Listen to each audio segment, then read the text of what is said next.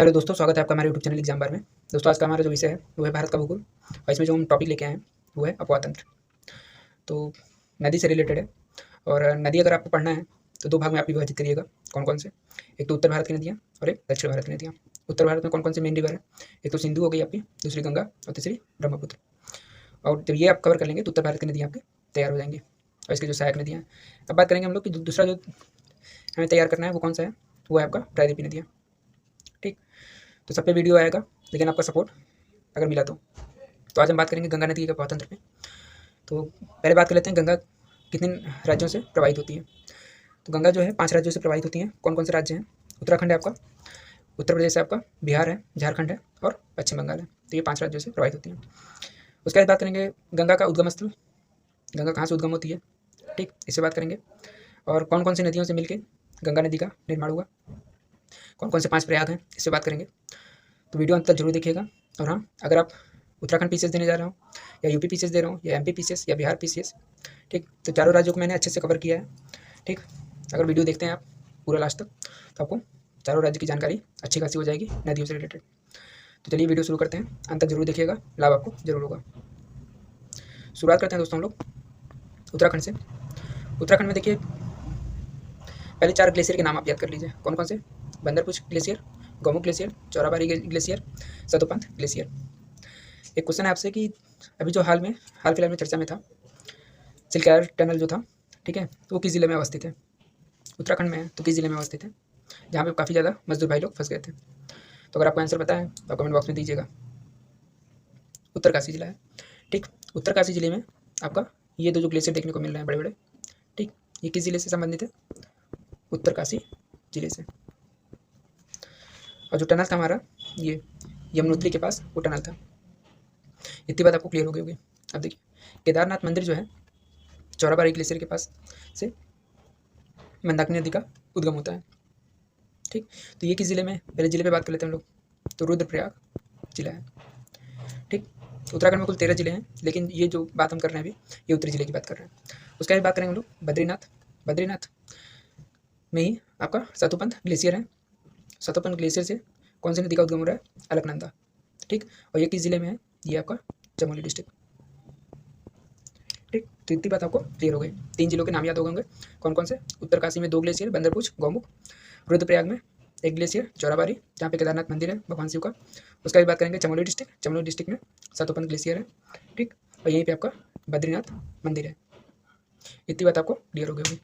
अब बात करेंगे हम लोग कि ये जो ग्लेशियर है, ग्लेशियर से कौन कौन सी नदियों का उद्गम हो रहा है। तो सबसे पहले बात करेंगे हम लोग बंदरपुछ से। तो यहाँ से यमुना नदी का उद्गम हो रहा है। ठीक, गौमुख से आपका भागीरथी नदी का उद्गम हो रहा है और केदारनाथ से आपका मंदाकिनी नदी का और बद्रीनाथ से आपका अलकनंदा नदी का। इतनी बात आपको क्लियर हो गई होगी। ठीक, अब बढ़ते हैं हम लोग आगे। 5 प्रयाग देखेंगे और गंगा नदी को बनाने में कौन सी 6 नदियों का महत्वपूर्ण योगदान है उस पर बात करेंगे।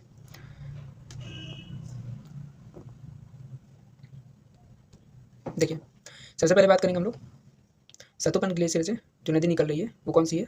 अलकनंदा। अब अलकनंदा में कौन कौन सी नदियाँ मिल रही हैं इससे बात कर लेते हैं, और कौन कौन से प्रयाग बन रहे हैं इससे बात कर लेते हैं। तो देखिए, ये आपकी अलकनंदा नदी, अलकनंदा रिवर। ठीक, देखिए सबसे पहले कौन सी नदी मिल रही है? धौली गंगा। ठीक, धौली गंगा यहाँ मिल रही है दोस्तों अलकनंदा से, उसको हम लोग क्या कहते हैं? विष्णु प्रयाग कहते हैं। इतनी बात आपको क्लियर हो गई होगी। थोड़ा और जूम कर देते हैं। अब बात करते हैं हम लोग, एक रिवर आ रही है नंदाकिनी रिवर। ठीक, ये जहाँ पे अलकनंदा से मिल रही है उसको क्या कहते हैं? नंद प्रयाग। ये चीज़ आपको क्लियर हो गया होगा। फिर एक नदी आती है पिंडार नदी। पिंडार नदी जहाँ पे मिलती है उसे क्या कहते हैं? कर्णप्रयाग। पिंडार नदी किससे मिल रही है? अलकनंदा रिवर से। तो ये आपको 3 प्रयाग और 4 नदियाँ क्लियर हो गई। 4 नदियाँ कौन कौन सी? एक तो अलकनंदा, एक धौली गंगा, एक नंदाकिनी और एक पिंडार नदी। ठीक, और प्रयाग कौन कौन से? कर्णप्रयाग, नंद प्रयाग, विष्णु प्रयाग। ठीक, इतनी बात क्लियर हो गई। अब अलकनंदा आगे बढ़ी तो चौराबाड़ी ग्लेशियर से जहाँ पे आपका केदारनाथ मंदिर है, ठीक, वहाँ से कौन सी नदी निकली? मंदाकिनी नदी। मंदाकिनी नदी जब अलकनंदा से मिलती है तो उसे क्या कहते हैं? रुद्रप्रयाग। और रुद्रप्रयाग ही आपका जिला भी है। ठीक, इतनी बात आपको क्लियर हो गई। उसके बाद बात करेंगे हम लोग, ये कौन सी नदी आ रही है? भागीरथी नदी आ रही है। ठीक, यहाँ से तो आपकी भागीरथी आई और बंदरपुर से आपकी यमुना नदी आई। यमुना नदी कहाँ मिलेगी ये आपको पता है? प्रयागराज में। तो इस पर बाद में बात करेंगे, लेकिन पहले हम बात कर लेते हैं इसकी। तो ये देखिए, गौमुख ग्लेशियर से आपकी भागीरथी नदी निकली और ये कहाँ पे मिली? अलकनंदा से देवप्रयाग में। तो अभी तक आपके 5 प्रयाग और 6 रिवर आपको क्लियर हो गए होंगे। ठीक, जब भागीरथी और अलकनंदा मिलती हैं, ठीक, देवप्रयाग में, तो यहीं से आपका गंगा नदी का नाम पड़ जाता है, गंगा नदी। अब बात करते हैं हम लोग कि गंगा नदी सबसे पहले मैदानी भाग में किस जिले में प्रवेश करती है? तो अभी तक तो पर्वतीय क्षेत्र था, लेकिन अब मैदानी क्षेत्र में प्रवेश कर रही है। तो कौन सा क्षेत्र है? वो हरिद्वार है। हरिद्वार क्या है? उत्तराखंड का एक जिला है। इतनी बात आपको क्लियर हो गई होगी। तो यहाँ तक उत्तराखंड का था। अब बात करेंगे हम लोग उत्तर प्रदेश पे। तो उत्तर प्रदेश में देख लेते हैं हम लोग।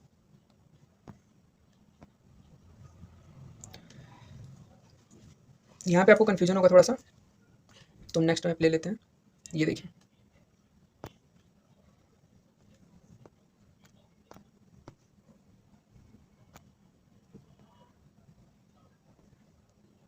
यहाँ पे आपको क्लियर दिख रहा होगा।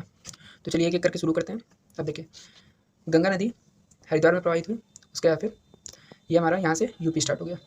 ठीक, तो यूपी में बिजनौर डिस्ट्रिक्ट से एंट्री ली गंगा नदी, और फिर मेरठ हो गया, अमरोहा हो गया, हापुड़ हो गया, बुलंदशहर हो गया, अलीगढ़, बदायूं, कासगंज, एटा, फर्रुखाबाद, शाहजहाँपुर, कन्नौज, यहाँ तक गंगा नदी आती है। और बिजनौर से ही एक कौन सी नदी प्रवाहित होती है? ये आपकी है रामगंगा। ठीक, रामगंगा जो है दोस्तों, वो गंगा की सहायक नदी है। इतनी बात याद रखिएगा आप लोग। तो गंगा की सहायक नदी कौन हो गई? रामगंगा हो गई। और कहाँ पे मिल रही है? कन्नौज में। ठीक, अब इसके बाद फिर गंगा आगे बढ़ती है। हरदोई हो गया, उन्नाव हो गया, कानपुर देहात हो गया, कानपुर नगर हो गया, रायबरेली हो गया, फतेहपुर हो गया, प्रतापगढ़ हो गया, कौशाम्बी हो गया। यहाँ तक आपको ये बाउंड्री से होते होते आपको देखने को मिलेगा कि प्रयागराज तक आ गई नदी। कौन सी? गंगा नदी। ठीक, इतनी बात आपको क्लियर हो गया होगा। अब बात करेंगे हम लोग कि यहाँ से आपको कौन सी नदी आ रही है? यमुना नदी आ रही है। ठीक, तो एक बार हम लोग चलते हैं यमुना नदी पे। यमुना नदी को देख लेते हैं एक बार।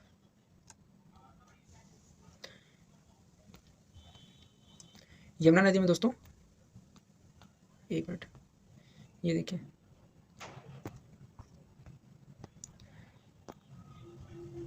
सबसे पहले बात करते हैं यमुना नदी कहाँ से इसका उद्गम हुआ? बंदरपुर ग्लेशियर से।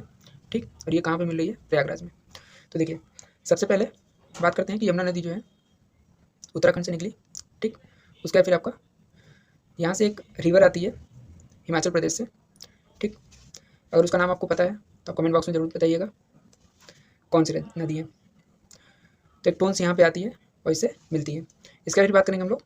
एक टोन्स आपको यहाँ पे देखने को मिलेगा, गंगा की सहायक नदी इधर। तो यहाँ पे ये नदी आई और उसके बाद फिर ये हिमाचल प्रदेश हो गया, उत्तराखंड हो गया, आपका हरियाणा से बॉर्डर बनाते हुए, ठीक है, यूपी में प्रवेश की। तो अब देखिए, ये जो है हिंडन नदी, हिंडन नदी किससे मिल रही है? यमुना से मिल रही है। और कहाँ पे? गाजियाबाद के पास। ठीक, इतनी बात आपको क्लियर हो गई होगी। अब बात करते हैं हम लोग,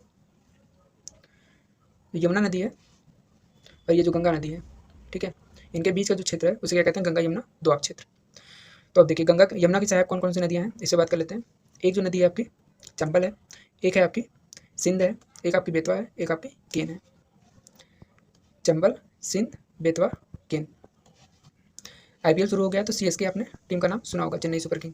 ठीक, बीच में आप बी लगा दीजिएगा तो आपको याद हो जाएगा। कैसे? चंबल, सिंध, बेतवा, केन। अब बात करेंगे दोस्तों हम लोग, चंबल की सहायक नदी कौन कौन सी है। महाकालेश्वर कभी आप गए होंगे तो वहाँ पे कौन सी नदी है? क्षिप्रा नदी है।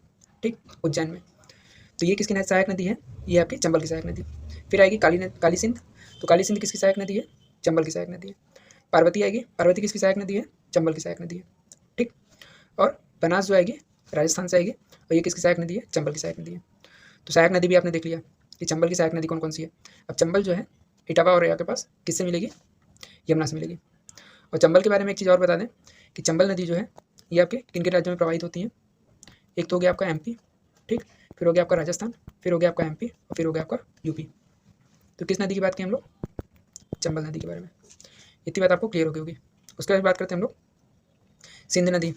ठीक, अब सिंध नदी कहाँ पे मिलती है गंगा से, ये आपका होमवर्क है। अगर आपको पता है तो कमेंट बॉक्स में जरूर बताइएगा। इसके बाद बात करेंगे हम लोग बेतवा नदी। बेतवा नदी कहाँ पे मिलती है? यमुना से हमीरपुर डिस्ट्रिक्ट के पास। ठीक, फिर एक आती है आपकी केन रिवर। केन रिवर कहाँ मिलती है? बांदा और फतेहपुर के बॉर्डर के पास। ठीक, तो इतनी बात आपको क्लियर हो गई यमुना की सहायक नदी। अब यमुना की सहायक नदी बात हो गई है तो एक बार यमुना नदी को डिटेल में देख लेते हैं। ये देखिए यहाँ से यमुना नदी सहारनपुर से एंट्री ली उत्तर प्रदेश में, फिर शामली हो गया आपका, मुजफ्फरनगर हो गया, बागपत हो गया, गाजियाबाद हो गया, और यहीं पे हिंडन नदी गाजियाबाद के पास मिलती है। गाजियाबाद हो गया और गौतम बुद्ध बॉर्डर हो गया, ठीक है, तो यहीं पे आके मिलती है। हिंडन एयरपोर्ट भी है गाजियाबाद में। उसके बाद बात करते हैं हिंडन नदी कहाँ कहाँ से प्रभावित हो रही है, किन किन जिलों से, तो सहारनपुर, मुजफ्फरनगर, मेरठ और गाजियाबाद। ठीक, इतनी बात आपको क्लियर हो गई। अब बात करेंगे हम लोग आगे कौन सी है जिला, अलीगढ़ हो गया, मथुरा हो गया, आगरा हो गया, फिरोजाबाद, मैनपुरी, इटावा, ठीक, और चंबल नदी जो है ये आपका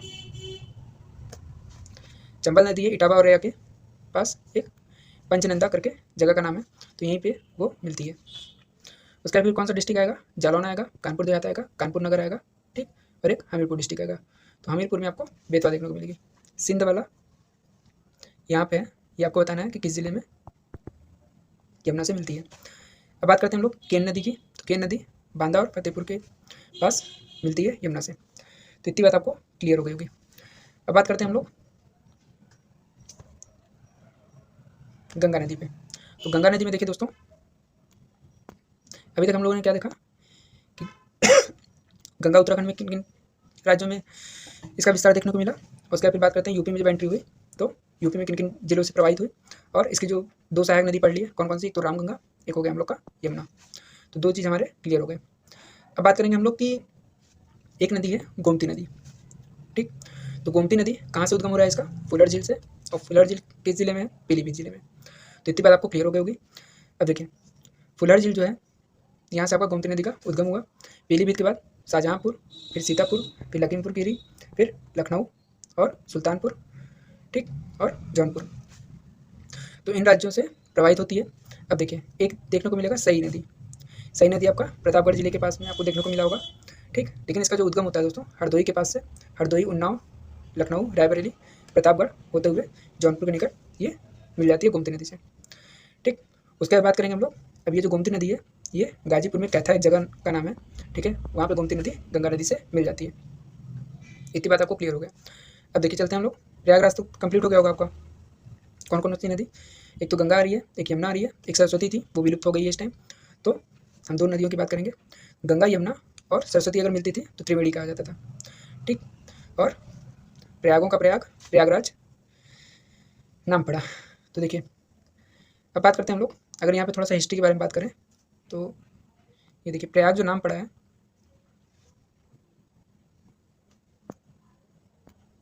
प्रयाग जो नाम पड़ा है ये कैसे पड़ा है, अगर आपको पता है तो कमेंट बॉक्स में जरूर मेंशन करिएगा, ठीक। प्रयाग जो नाम पड़ा है वो कैसे पड़ा है, तो सृष्टि के निर्माता ब्रह्मा जी ने प्रथम यज्ञ किया, ठीक। तो प्र जो लिया गया है वो आपका ये हो गया, प्रथम से प्र लिया गया है और याद मानिए यज्ञ, ठीक है। तो प्रयाग का मतलब हो गया प्रथम यज्ञ, किसने किया था, ब्रह्मा जी ने किया था। तो यहाँ से आपका नाम प्रयागराज हो गया, ठीक। उसका भी बात करेंगे हम लोग। अब ये नदी कहाँ कहाँ से विस्तार हो रहा है इसका, प्रभावित हो रही है, तो भदोही हो गया, मिर्जापुर हो गया, वाराणसी हो गया, चंदौली हो गया, गाजीपुर और बलिया से ये यूपी से बाहर हो जाती है नदी।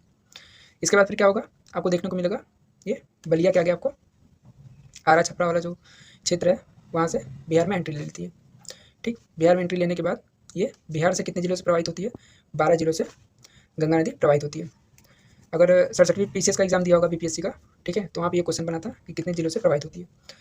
तो आपको देखना है कि गंगा नदी से रिलेटेड किन किन राज्यों में कैसे कैसे क्वेश्चन बन रहा है। तो इतनी बात आपको क्लियर हो गई। अब बात करेंगे हम लोग, ये देखिए शारदा नदी, ठीक। शारदा नदी की बात करें दोस्तों तो इसका उद्गम जो है उत्तराखंड और नेपाल बॉर्डर पे हुआ है, ठीक। यहीं से यहाँ पे इसका जो नाम है वो काली नदी है। जब ये काली नदी यूपी में प्रवेश करती है तो इसको क्या कहते हैं, शारदा नदी, ठीक। इतनी बात आपको क्लियर हो गई होगी। उसके बाद फिर एक नदी आती है करनाली नदी, कहाँ से आती है, नेपाल से आती है, ठीक। तो जब ये बहराइच के पास मिलती है, ठीक, ये देखिए करनाली नदी है, बहराइच के पास मिली तो इसका नाम क्या पड़ जाता है, घाघरा नदी, ठीक। इतनी बात आपको क्लियर हो गई। अब बात करेंगे जब ये मतलब काली नदी को ही शारदा नदी कहते हैं, शारदा नदी को ही घाघरा नदी कहते हैं, और घाघरा नदी को ही सरयू नदी कहते हैं। ठीक, तो ये चीज़ आप याद रखिएगा कि गंगाधर ही शक्तिमान है और शक्तिमान ही मुकेश खन्ना है और मुकेश खन्ना ही गंगाधर है। तो ये आप याद रखिएगा कि पहले काली नदी आई। ठीक, काली नदी उत्तराखंड नेपाल में इसको नाम से जाना जाता है काली नदी से। उसके बाद फिर जब यूपी में प्रवेश करती है तो शारदा नदी हो गई, और शारदा नदी के बाद जब करनाली रिवर इससे मिलती है तो घाघरा नदी हो गई, और जब घाघरा नदी क्या कहते हैं अयोध्या के पास आई तो इसका नाम सरयू पड़ गया, और फिर सरयू नदी ही आगे प्रवाहित होती है, और इसके बाद फिर इससे कौन सी नदी आके मिलती है, राप्ती नदी। कहाँ पे, देवरिया के पास। ठीक, तो ये फिर घाघरा नदी जो है ये छपरा के पास गंगा से मिल जाती है। तो इतनी बात आपको क्लियर हो गई होगी। अब बात करते हैं हम लोग कि राप्ती नदी का उद्गम कहाँ से हुआ है। तो देखिए, एक श्रावस्ती जिला है, ठीक है, सबसे कम लिटरेसी रेट है यहाँ पे, सेंसस में पढ़ा होगा आपने। उसके बाद फिर बात करेंगे बलरामपुर, सिद्धार्थनगर, महाराजगंज और गोरखपुर से प्रभावित होकर क्वेश्चन जो बनता है ये बनता है दोस्तों कि गोरखपुर किस नदी के किनारे पर स्थित है, तो आपकी राप्ती नदी हो गई। यहाँ तक तो आपको क्लियर हो गया होगा। अब बात करेंगे गंगा की जो एक सहायक नदी है वो सोन नदी है। ठीक है, सोन नदी का उद्गम कहाँ से होता है, अमरकंटक की पहाड़ी से। अमरकंटक की पहाड़ी कहाँ पे है, मध्य प्रदेश में है और छत्तीसगढ़ के बॉर्डर पे। ठीक, तो अमरकंटक की पहाड़ी से ही आपकी एक नर्मदा नदी भी निकलती है। ठीक, और इसके थोड़ा सा नीचे जाएंगे तो सतपुड़ा रेंज है, सतपुड़ा रेंज से ही आपकी ताप्ती नदी निकलती है। तो ये चीज़ आपको क्लियर हो गया होगा। अब बात करेंगे जो सोन नदी है हमारी, ठीक है, एमपी से होते हुए ठीक यूपी में प्रवेश करती है, और आपका जो सोनभद्र जिला है,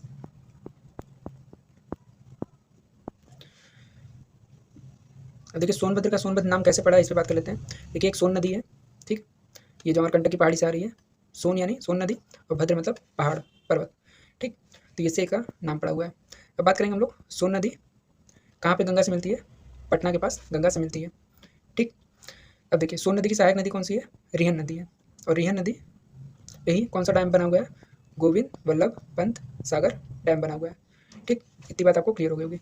रिहन नदी का उद्गम जो है वो दोस्तों छत्तीसगढ़ से है, ये चीज़ आप याद रखिएगा। यहाँ तो कोई डाउट नहीं होगा। अगर डाउट हो रहा है तो एक बार वीडियो 2 बार 3 बार आप देख लेंगे तो आपको क्लियर हो जाएगा। अब चलते हैं हम लोग आगे, यमुना नदी हो गया। ठीक, अब आते हैं हम लोग यहाँ पे, तो हम लोग कहाँ तक क्लियर हो गया हम लोग का, ये चीज़ क्लियर हो गया है। ठीक, यहाँ तक क्लियर हो गया है, ये वाला पार्ट मैंने कवर कर दिया, ये क्लियर हो गया है। रामगंगा कवर हो गया, गोमती नदी कवर हो गया, सई नदी कवर हो गया। उसके बाद बात करेंगे हम लोग ये घाघरा वाला एक बार फिर से हम क्लियर कर देते हैं। ठीक, और ये राप्ती वाला क्लियर हो गया। उसका फिर बिहार में देखेंगे। अभी तक हम लोग क्या क्या कवर किए हैं, उत्तराखंड हो गया, यूपी हो गया, और कुछ एमपी से जो यमुना नदी की सहायक नदी थी ये कवर हो गया। तो अब बात करेंगे हम लोग दोस्तों घाघरा की। घाघरा देखिए, मापचा चुंगोई ग्लेशियर है कहाँ पे, तिब्बत में। ठीक, तो वहीं से ही आपका करनाली रिवर का उद्गम होता है। ठीक, और ये नेपाल में आती है। नेपाल में आने के बाद तिब्बत तो मान लीजिए चीन का हिस्सा हो गया। ठीक, तो यहाँ से इस नदी का उद्गम हुआ, फिर नेपाल में आती है, करनाली नदी के नाम से जाने जाते हैं।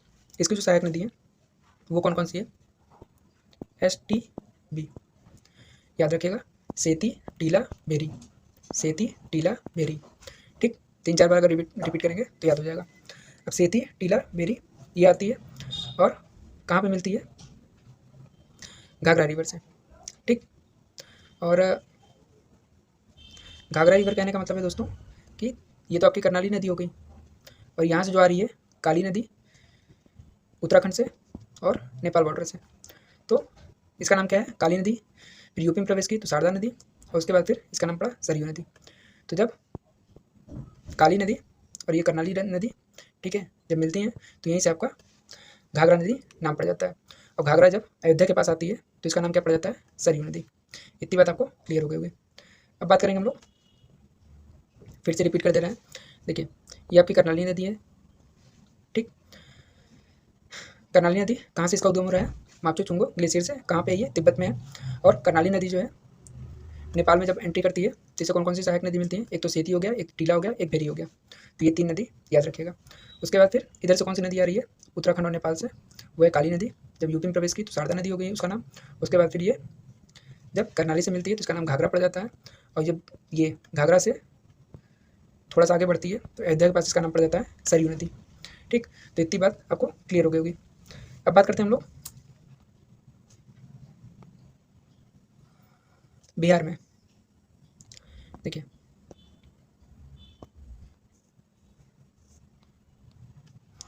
यहाँ तक आपको क्लियर हो गया होगा। घाघरा नदी, राप्ती नदी क्लियर हो गया। ठीक, अब ये गंगा नदी छपरा से एंट्री कर ली है बिहार में। ठीक, तो जब बिहार में एंट्री करती है दोस्तों, तो कौन कौन सी नदी देखने को मिलती हैं गंगा की सहायक? एक तो हो गई आपकी कर्मनासा नदी, ठीक, एक हो गई आपकी सोन नदी, ये दक्षिण की बात कर रहे हैं, और इधर आपका उत्तर हो गया। तो देखिए कर्मनासा नदी, सोन नदी, पुनपुन नदी। पुनपुन डायरेक्ट गंगा की सहायक नदी नहीं है, ये फल्गु नदी की सहायक नदी है पुनपुन। ठीक, उसका भी बात करेंगे हम लोग क्यूल नदी, अजय नदी। ठीक, इतनी बात करेंगे बिहार में जो दक्षिण से आ रही हैं और किससे मिल रही हैं? गंगा से मिल रही हैं। अब उत्तर दक्षिण तो अब ये क्लियर हो गया, लेकिन जैसे मान लीजिए ये गंगा नदी है। ठीक, तो गंगा नदी का लेफ्ट कौन सा है? ये है, और राइट कौन सा है? तो ये है। तो अब यहाँ पे कहेंगे कि गंगा के दाएं हाथ से कौन सी नदियाँ मिल रही हैं? तो ये वाली हो गई दक्षिण वाली, और बाएं हाथ से जो मिलेंगे वो आपकी ये वाली नदी हो गई। तो इतनी बात आपको क्लियर हो गई होगी। अब बात करेंगे हम लोग कि बाएं तट से कौन कौन सी नदियाँ मिल रही हैं, उसमें बात कर लेते हैं। तो देखिए पहली हो गई नदी आपकी गंडक नदी। एक गंडक परियोजना मैंने पढ़ाया था, इसमें उत्तर प्रदेश की नदियाँ जब बात हो रही थी, तो गंडक नदी परियोजना जो है उत्तर प्रदेश के किन किन जिलों को लाभ पहुंचाता है, ये आपको कमेंट बॉक्स में कमेंट करना है। ठीक, अब बात करते हैं हम लोग, एक तो गंडक नदी हो गई, कहाँ पे मिल रही है? सोनपुर पटना के पास। ठीक, एक हो गई आपकी बूढ़ी गंडक। बूढ़ी गंडक कहाँ मिल रही है? मुंगेर के पास गंगा से। ठीक, एक बात करेंगे हम लोग कोसी नदी। अब देखिए कोसी नदी जो है बिहार का शोक कहा जाता है इसे, और क्यों कहा जाता है? क्योंकि ये अपना मार्ग परिवर्तित कर लेती है, और इसमें अत्यधिक पानी होने के कारण बिहार का जो उत्तरी क्षेत्र है वो बाढ़ग्रस्त हो जाता है, और बिहार का जो दक्षिणी क्षेत्र है वो सूखाग्रस्त होता है। ठीक, तो ये चीज़ आपको क्लियर रखना है। अब देखिए कोसी नदी जो है, इसकी कौन कौन सी सहायक नदी है? एक तो सन कोसी है, एक अरुण कोसी है, एक तमर कोसी है, इसके बाद 7 धाराएं मिलके सप्तकोसी नाम हो जाता है इसका। ठीक, और एक कमला नदी है इसकी सहायक नदी, एक बागमती है सहायक नदी। ठीक, तो ये कोसी में इतनी ढेर सारी नदियाँ मिल जा रही हैं, तो इस वजह से कोसी में बाढ़ आ जाता है। देख रहे हैं कितनी ज़्यादा ट्रिब्यूटरी है इसकी। इतनी बात आपको क्लियर हो गई होगी। ये भागलपुर के पास आपको देखने को मिलता है कि गंगा से मिल जा रही है। अब बात करेंगे हम लोग, एक नदी है महानंदा। महानंदा का जो उद्गम स्थल है दोस्तों पश्चिम बंगाल में दार्जिलिंग से होता है, और बिहार का जो डिस्ट्रिक्ट है किशनगंज, सबसे पूर्वोत्तर जिला है, पूर्वी जिला, तो ये यहाँ से प्रवेश करती है महानंदा, और भागलपुर के आगे कहाँ मिलती है? झारखंड के पास गंगा से मिल जाती है। ठीक, अब बात करेंगे हम लोग झारखंड की। तो झारखंड में गंगा नदी का जो विस्तार है वो किस जिले में देखने को मिलता है? एक साहेबगंज डिस्ट्रिक्ट है झारखंड में, वहाँ पे आपको देखने को मिलता है। उसके बाद फिर गंगा नदी झारखंड से होते हुए पश्चिम बंगाल में प्रवेश करती है, और पश्चिम बंगाल में एक फरक्का बैराज है। ठीक है, फरक्का बैराज से ही ये हुगली नदी और ये जो गंगा नदी है ये 2 भाग में विभाजित हो जाती हैं। तो देखिए हुगली नदी जो है, ठीक, ये आपकी, और इसकी जो सहायक नदी है वो कौन सी है? दामोदर नदी। दामोदर नदी को, ठीक है, पश्चिम बंगाल का शोक कहा जाता है। अब बात करेंगे दोस्तों हम लोग कि पश्चिम बंगाल के जब आगे गंगा बढ़ती है, ठीक, तो इसका नाम क्या हो जाता है? पद्मा हो जाता है, पद्मा नदी। और ब्रह्मपुत्र जो नदी है इसका नाम बांग्लादेश में क्या हो जाता है? जमुना नदी। जब ये 2 नदी मिलती हैं, ठीक, तो इनका नाम हो जाता है पद्मा और जमुना के नाम से। अब ये यहाँ चंद्रपुर पे बांग्लादेश में एक जगह है, यहाँ से आपके नॉर्थ ईस्ट से एक नदी आती है बराक नदी। ठीक, तो बराक नदी किससे मिल जाती है? इन्हीं 2 नदियों से मिल जाती है, तो यहीं से इसका नाम मेघना हो जाता है। तो इतनी बात आपको क्लियर हो गई होगी। ये रहा हमारा गंगा नदी, और ये रहा हमारा यमुना नदी। अब बात कर लेते हैं हम लोग यमुना की जो सहायक नदियाँ कौन कौन सी हैं। ये देखिए चंबल नदी है, ठीक, और कई ढेर सारी नदी हैं चंबल की, जैसे छिप्रा है, पुनासा है, ठीक, काली सिंध हो गया, पार्वती हो गया। ठीक है, तो ये सब किसकी सहायक नदी है? ये देखिए कूनो, आपका कूनो नेशनल पार्क, तो यहाँ आपको क्लियर हो गया होगा। उसका भी बात करेंगे हम लोग, ये सिंध नदी है, ठीक, फिर बेतवा है, ठीक, बेतवा की सहायक कौन सी है? धसान है, ठीक, फिर आपकी केन है, और यहीं पे आपको टोन्स और सोन जो है किसकी सहायक नदी है? गंगा की सहायक नदी है। और यही आपका नर्मदा नदी है, ठीक, और यहाँ पे आपका ताप्ती नदी है। नर्मदा का उद्गम स्थल कहाँ से है? आपका अमरकंटक की पहाड़ी से, और यहीं से आपका सोन नदी का उद्गम स्थल है। ठीक, तो इतनी बात आपको क्लियर हो गई होगी। अब बात करेंगे हम लोग बिहार में। बिहार में देखिए शॉर्ट में देख लेते हैं हम लोग। एक तो गंडक नदी यहाँ से, घाघरा नदी है जिसे सरयू नदी भी कहते हैं, ठीक, गंडक हो गई, बूढ़ी गंडक हो गई, बागमती हो गई, कमला हो गई, ये दोनों मिलके किससे मिलती हैं? कोसी नदी की सहायक नदी है। फिर महानंदा हो गई, ये किशनगंज वाला जो बात किया था मैंने। अब देखिए ये गंगा नदी है, कितने जिलों से प्रभावित हो रही है? 12 जिलों से प्रभावित हो रही है गंगा नदी। उसका भी बात करेंगे हम लोग। ये अजय रिवर हो गया, ये किऊल हो गया, ये फल्गु हो गया, और पुनपुन इसकी सहायक नदी है। उसका फिर सोन नदी हो गया, कर्मनासा नदी हो गया। तो दोस्तों गंगा नदी तंत्र समाप्त हो गया है। एक बार में समझ में नहीं आया होगा तो 2 बार 3 बार वीडियो देखिएगा, आपको समझ में आ जाएगा अच्छे से। और इसी के साथ आप PYQ भी लगाइएगा।